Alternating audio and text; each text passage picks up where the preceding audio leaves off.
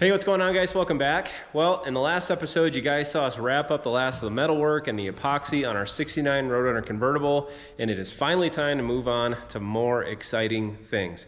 And by that, I mean the complete overhaul and transformation of all of the steering, brakes, and most importantly, the suspension.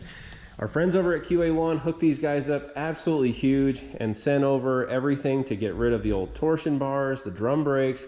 All that stuff is going away, and this thing is going to be a modern car essentially that is going to look old, but it's going to look really good, and it's going to handle like an absolute dream. Now, this car is going to get the full tubular K-frame, coilover suspension, 12.88 rotors, Wilwood brakes, the 6-piston brakes, and a whole lot of other cool stuff as well. Upper and lower control arms, you name it. 4-link in the back. This thing's getting hooked up pretty sweet. So this kit's really, really nice. The front suspension kit, at least, does not require really any welding whatsoever. There's a little bit of cutting involved, and really that kind of comes right here at the beginning in order to fit the new K-frame. Bolts into the original spots here, but these original bump stops have to go because there's a bracket that comes off of that where the coilovers mount to here at the top, but it's directly over the top of there, and the fitment is super tight. It's actually like almost like rubbing against the frame rail when it goes up. So we learned the same thing with the CUDA. We'll drill out these holes, we use the air chisel, knock these off of both sides, and we'll be able to mount up the beautiful front K-frame. Now I know my man T-Bone here, he's super stoked. He's holding down the K-frame for me, but this is a really, really nice piece. All the QA1 stuff mounts to it. So we've got our sway bar mounts, we've got our steering mounts. We've also got, these are the brackets that I was referring to just a second ago here where the coilovers mount to. But what makes this kit super, super nice is that the engine mounts are actually modular.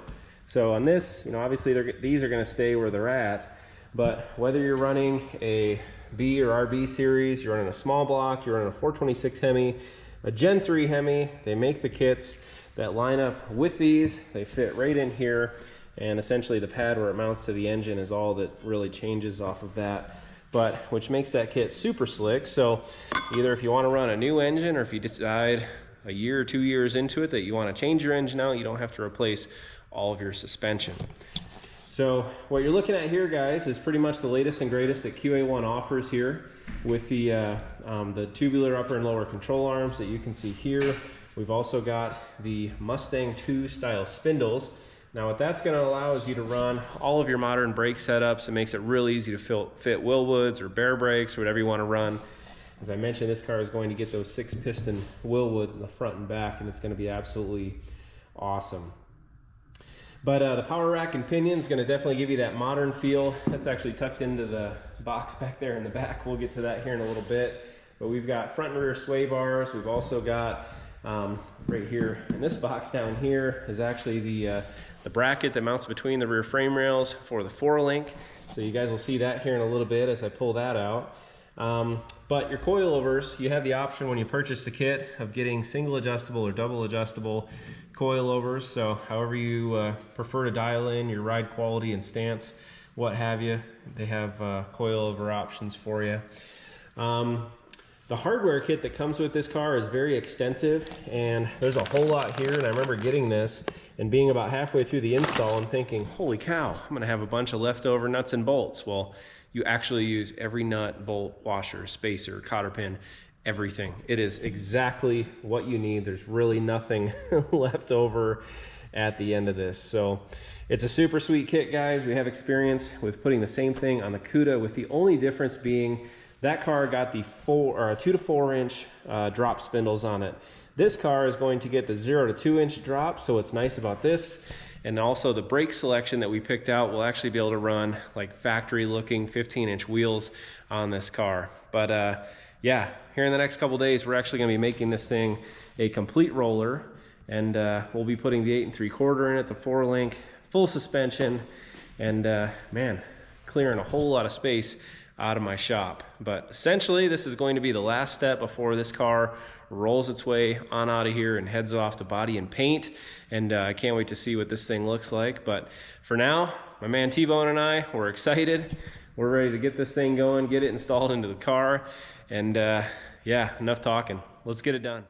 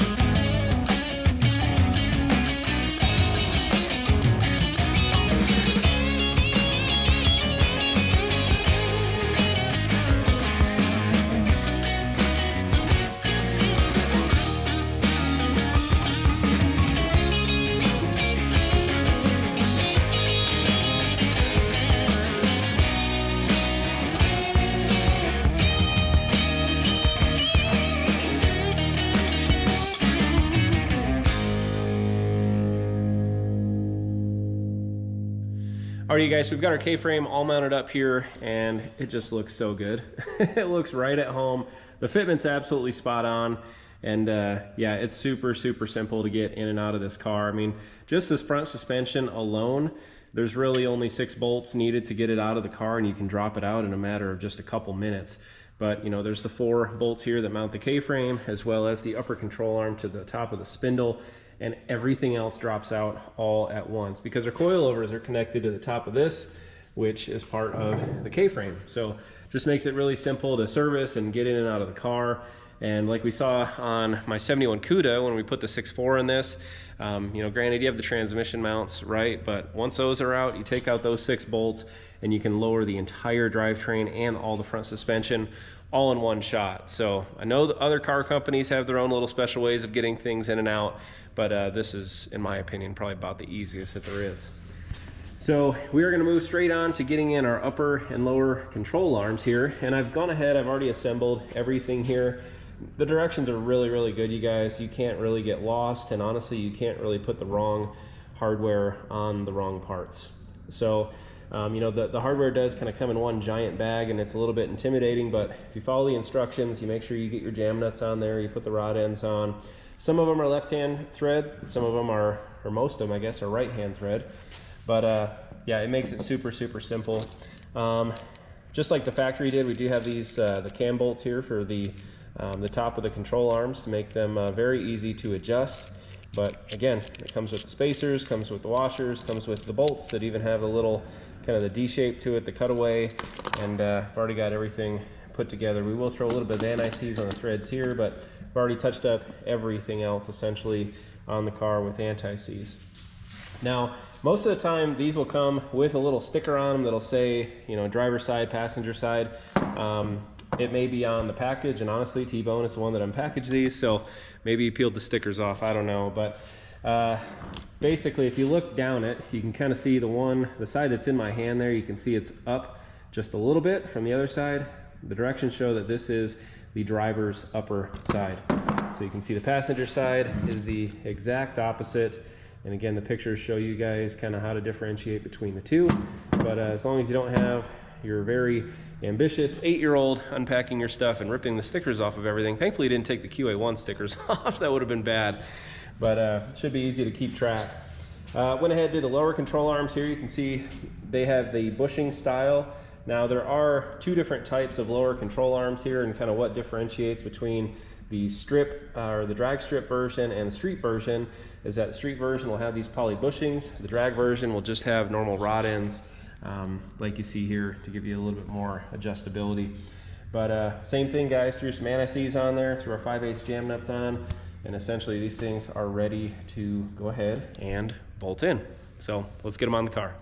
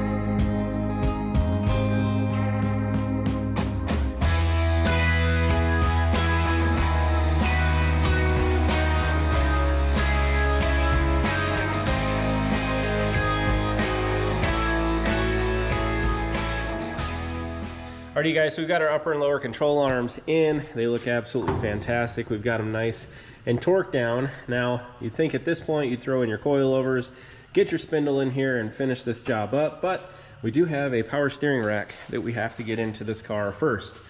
Now, for all you B&E body guys, unfortunately you got to take the rack apart and actually put in some rack extensions, which are also included with the kit. So this power rack does fit as is for all the A bodies, but like I said, for the B&E bodies, we've got to basically take the tie rod ends off, put these extensions in place, and actually push everything out. You know, looks about 1 3/4, 2 inches or so roughly. But the kit does come with everything that you need here. So we've got a little bit longer boots that will go on.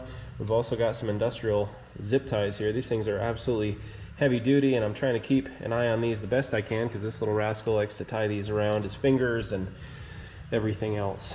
So, but yeah, we'll get these clamps off. These ones right here are just squeeze clamps.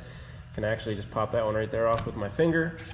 But this one will have to cut off as well as this one, and then we'll actually have to thread this all the way out and then clamp the tooth end into a vise so that way we can have a little bit more leverage and have a little bit easier time unthreading these tie rod ends because they're on pretty tight.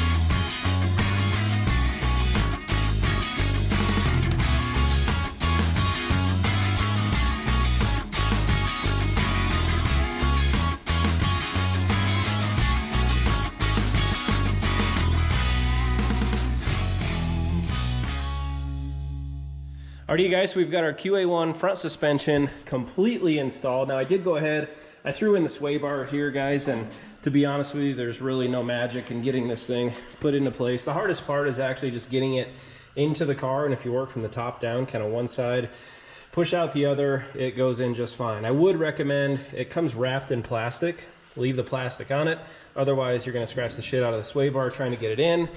That's why the CUDA has some scratch marks on it. So we left that on till it was in place, and then yeah, pulled it off, got everything bolted in, we got our end links put on as well, and everything fits like a champ. Now if you guys remember, I did put in those extension pieces here on the tie rod ends, and you can see there, I mean, plenty of adjustment left in that, and definitely needed that extra 1.5 inches or so to reach the spindle on each side of the car. So same thing, looking at this side, everything turned out really nice. Everything is torqued down, anti-seized. The only thing I got to go back, I got to add some cotter pins, and also those industrial strength zip ties that I was raving about, yeah, they're definitely loose, and they're allowing these boots to pop right off. So I'm gonna end up just running to the parts store real quick. I'll get the metal ones, the crimp style, so that way we can get a really nice tight fit, because we don't want these things popping off and getting full of dirt or sand or whatever else could possibly get in there.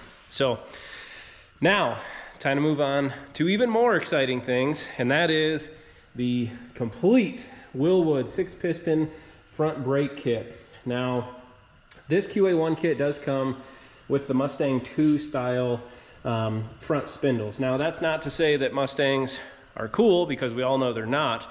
It's just that they're more commonly found in junkyards, therefore making them easy pickings for people looking to, you know, to make modifications and to do some customizing on their car. Obviously, I'm just giving Mustang guys shit. But the beauty of doing that and having Mustang 2 style spindles on there is that it does open you up to a whole lot of aftermarket options here. And you can see this is the kit 140-10742.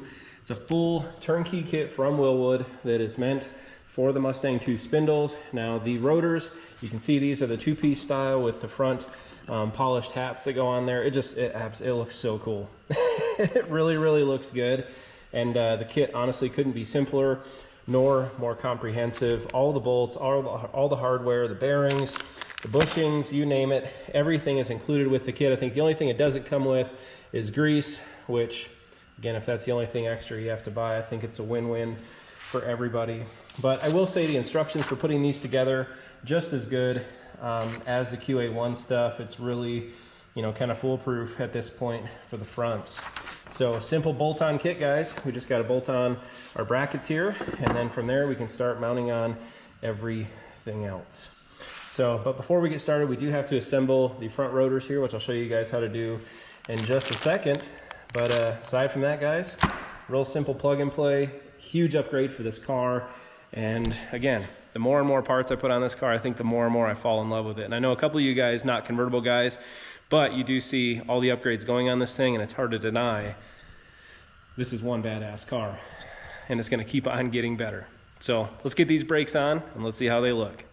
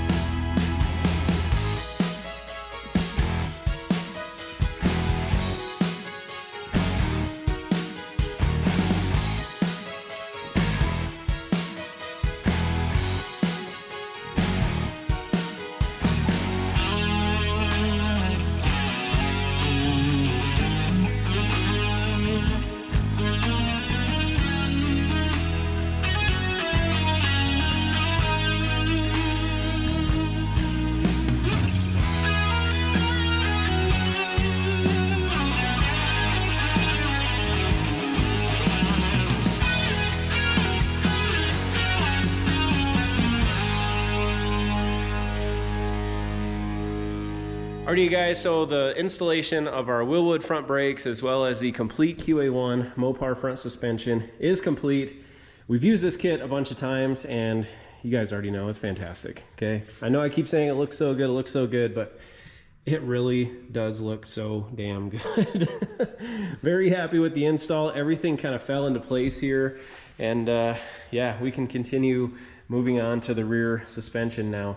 One thing I did want to mention, I did not show this in a video, but the kit does come with 2 black oxide spindle washers here. You guys can see it underneath of the zinc colored nut, that washer that's inside of there. So make sure that you swap out the zinc washer with that black one. The reason being is that this cap sits really low to that, and it should be a completely, you know, kind of smooth finish across there.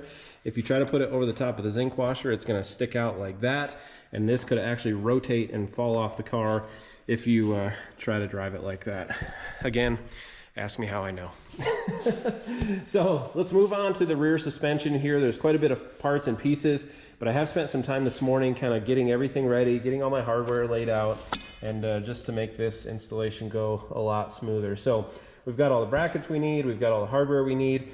Upper and lower trailing arms are all assembled. There is a length requirement here that just refer to the directions. Make sure that you guys get that to measurement, as well as the lower ones here from end to end. But we've got everything we need to bolt this thing into the car, but the entire kit is based on the rear cross member. So I've already gone ahead and fit it up into the car, and you know, if you guys are using factory frame rails, okay, it's going to be a tight fit. It should be a tight fit. If you do have space underneath, I mean, you guys can see here, this just needs to be clamped down. I'll actually probably use the porta power on this to get it really tight to the car. But if the entire cross member is that loose, the directions do say to weld some plate underneath of this to pop that out, so that way you have a good surface to weld on. But really the only alignment that you have to do with the kit, guys, there's these little notches right there that you can see. You line those up with the original bump stop holes on both sides, and then also the directions say to try to get it to fit as low as possible without sticking over the edge. These little tabs on the ears right here will stick over just a touch, but we've got everything lined up really good. And then also the coilover mounts here in the back, these need to be at least vertical or slightly angled to the rear. In this case, both of these are angled to the rear at about 2 degrees from each other. What I also did too is that I threw some tubing up across from kind of frame rail to frame rail, so that way I could measure and make sure that this is square to the car as well. And everything, you guys can see, I mean, it's absolutely dead on. I just hit my head on the bottom of the car on that. It is dead on, everything's lined up, and it's ready to go. So I went ahead, I already outlined it in permanent marker. We're gonna take a red Scotch-Brite disc, clean this all up, get it in weld-through primer. Because this is epoxy, it's not conductive, so you're gonna be spattering and smoking and stinking, and you're not gonna get good welds if you try welding over the top of that. And then, lastly, the 8 3/4 rear end that's going into this car really needs to be cleaned up and detailed. We're gonna get these original brake lines off, as well as the e-brake cables and these big ugly leaf springs, which are going to be no more on this car, because this is getting the full coilovers as well as the upper and lower trailing arms, making this thing a 4-link. So big improvement, ton more adjustability, and yeah, we're gonna make it look really pretty. Now once I get it stripped down, I can then fit it up into the car. We'll get everything kind of mocked up, but I am gonna have to come back and weld those ears on which connect to the upper trailing arms here on both sides of this. So, but once those are welded in, we can finish detailing this whole thing out, and we'll get it into rust encapsulator. Now I've used this stuff a lot through Eastwood. The can did arrive just like this. It looks like somebody played a pickup soccer game with this thing. I don't know what it is. Everything I order from them, it gets hammered like this in shipping.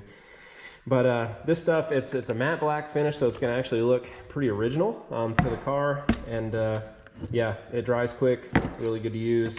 And it's gonna make that 8 3/4 look brand new. So let's go ahead, let's get this cross member popped out, sanded down, and get it in weld-through primer and get it all burned in.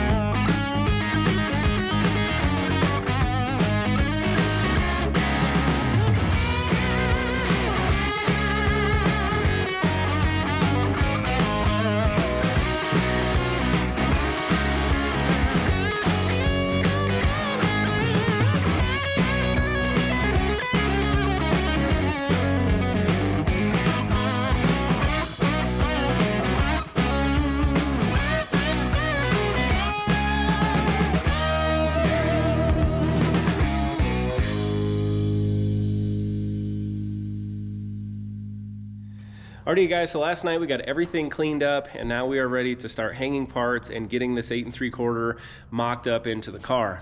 So last night we got the upper rear cross member here in place, we got everything ground down, and then I did cover it in the zero rust inhibitor. So what that's going to do is just prevent any sort of flash rusting or anything from happening while this car goes through paint and body and what have you. So we don't want any exposed metal if it's going to be outside or whatnot. So we went ahead, covered that. You can actually scuff it down and top coat right over the top of it, and the stuff works really, really good. Now, this morning I went ahead and I did coat the rear axle in a super secret formula to get rid of all the dust and all the grime and the undercoating and everything else that was on the rear axle, and that is Easy Off Oven Cleaner. Now, it may sound a little bit silly, but if you think of all the grease and grime and everything else that accumulates on the top of your stove, it's really no different than what accumulates on the bottom and all over your rear axle here. And what's really, really cool about this, and I've never had a car that looked like this, but we coated it in about 2 cans. We let it sit for about an hour, which is quite a long time, and then I did hit it with a pressure washer, and it came out exactly as you see it now. We sprayed it off, it's been drying, but it's ready to start hanging into the car.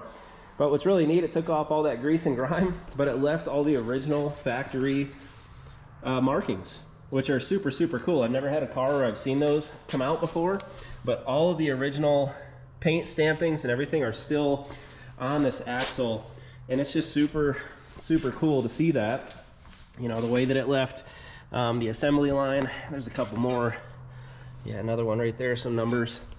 Now, seeing that makes me very reluctant to paint over the top of this, but what most places do, the TV shows and all that kind of stuff also, you know, is that they take photos and they replicate everything. You can get the stamps, you can get the paint, you can replicate all that stuff. You know, I'm not going to be wire wheeling this off there, so it'll still be on there, but if the owner wishes to kind of duplicate that, they can do that at a later date, because I've already documented all the markings and everything on it. But yeah, really cool to see that stuff come out. But using that Easy Off, I mean, it took all that grease and everything off the axle, and essentially now it's ready to throw it in that rust encapsulator from Eastwood. And yeah, should be a whole lot more enjoyable to work on now. So some parts that are not greasy and grimy are the rest of the QA1 kit, which we're about to bolt in now, starting with the axle brackets. These can now go in with this hardware up and over the top of the rear axle, just like that. We've also got these brackets here, which bolt in the original spring locations on the back of the torque boxes. And from there, we can then start putting in our lower trailing arms.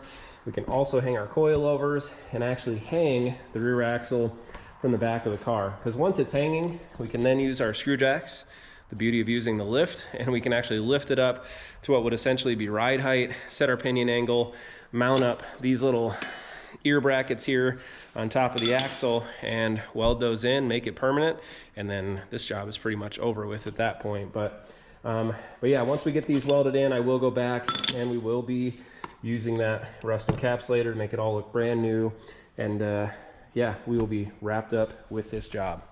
So let's get this hardware bolted up and let's get this axle lifted up into the car.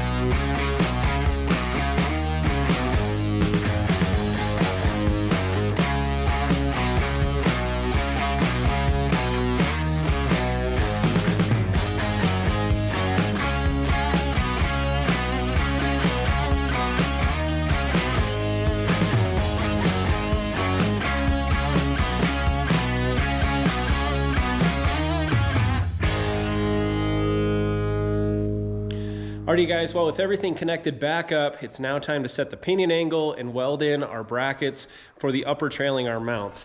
And in order to do that, a couple things. Number one, we put the car back on its wheels and tires, and we have to have it at ride height essentially. Now, there's not a ton of weight in the car. Ooh, sneak peek of the wheels that are going on the Ratty Satty.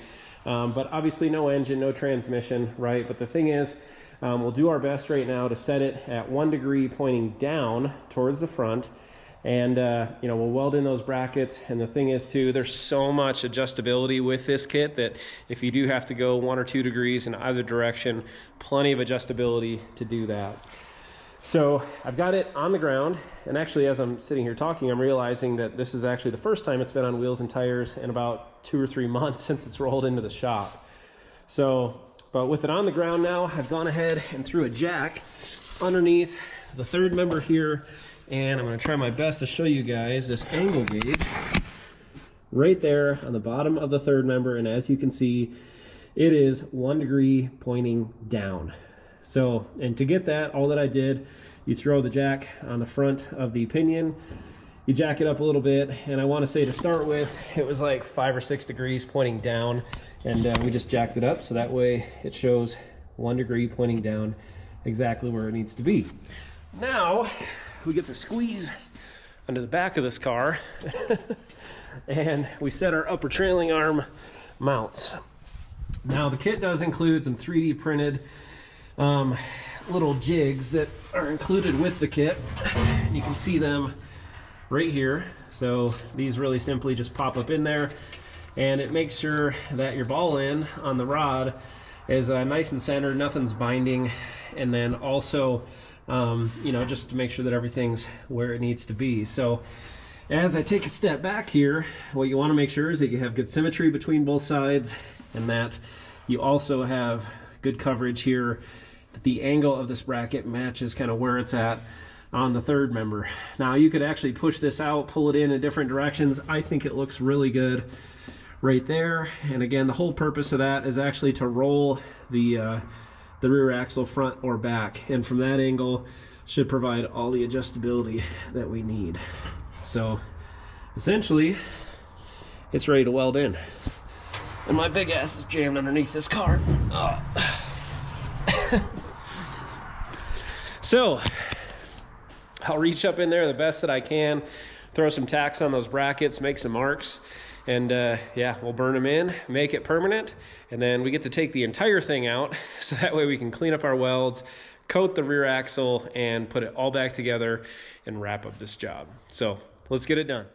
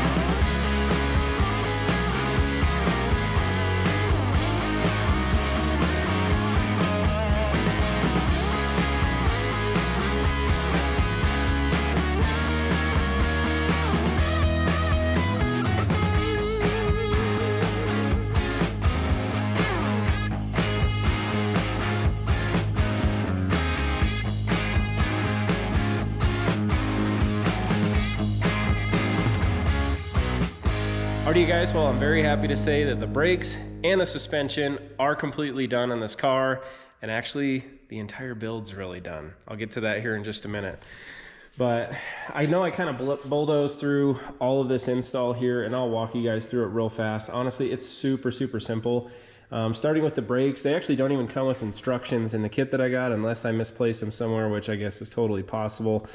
But you can look up on the Wilwood website with the part number. It'll show you kind of a parts breakdown, how everything goes. Now this thing will need the green bearings. I think they're the MA400s, MA600s. But you have to go from a taper bearing to a different style bearing with this setup. But it still does go together, but it is a disclaimer when you buy this kit. But of course the Wilwood 4 pistons here in the back. The rest of it, guys, super simple. And then lastly, you guys saw me slamming this rear sway bar. You know, I think with this, and this is literally the same partner numbers, the same everything, suspension and brakes that are on the CUDA. I definitely took away a few things that we're going to improve on our CUDA with this. First and foremost, I think I have the sway bar upside down on that car, and none of you guys caught it. So it went in the car just fine, but we're going to fix that when we get back over there, because it's really supposed to be kind of up out of the way, and it needs to be able to clear not only the rear axle, but also to clear the gas tank and really be completely out of the way when it's up and installed. So, you know, the install of this, guys, though, pretty easy. We got our brackets welded in here. Now, one thing I did have to do, which I did not record, is that I did have to bring the car back down to ride height. That's why the tire's still on that side. I popped this one off for you guys to see. But when you do that, the axle is going to roll. It's going to also raise up into place, and you got to set your brackets by that. And so we did that, marked those out, welded them in, ground them flush, and also threw them in that rust inhibitor. So yeah, guys, there is 1,000,001 ways to adjust this suspension if they want to move the axle up, down, left, right, side to side, front to back. You name it, they'll be able to do it.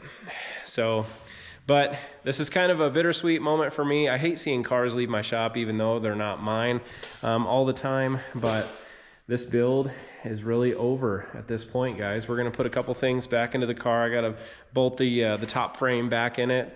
Collect all the parts, and just make sure everything's labeled for these guys to roll it straight. I believe it's going up to Idaho Falls to a paint and body shop up that way. I'll get the name of the shop and I'll put it in the next video. But this thing is rolling straight into paint and body. And honestly, I hate seeing them go, but I am really excited because the Ratty Saddy's coming back in here to get a monster stroker motor with some really cool parts that I'll get to in a future video. But man, so much work here. I'm honestly super exhausted too. The center lines will not be going with this car. They are going to bring some with them. Those are, again, a sneak peek of what's going on the Saddy. So with that, guys, we have one more video left with this car. That is going to be the reveal to the owner when he comes here to pick it up. I want to get his input. I know he's watched some of the videos already and has commented that it does not even look like the same car. And I'll be honest with you guys, this is really a different car than what he brought in here. So having all that metal work done, having the suspension, the brakes, everything done, this thing is going to be 10 times the car that it originally was. But we'll do the reveal, and then I also get asked all the time, how much hours do you have in this? How much money does that cost? I'm gonna do a full parts, full hours breakdown where, you know, you go out, you find a car on Marketplace, you find a car on Craigslist, wherever. It's all rusted to shit. You need to do the metal work. You want to kind of get it even to this level so you can just drive it. How much does that cost? It's going to shock you. It's a lot of money, guys, not only in the parts, but also the labor bill to get this thing done. So I'll share that with you, break it down in the next video. And after that, time to roll another car in here. So the Ratty Saddy's coming back. The CUDA's also coming back. And yeah, we got a lot of fun work to do ahead of us. So if you haven't done so yet, guys, hit that subscribe button. Thank you all again for watching to this point, and would love to hear your comments and feedback below. So take care. I'll see y'all again real soon.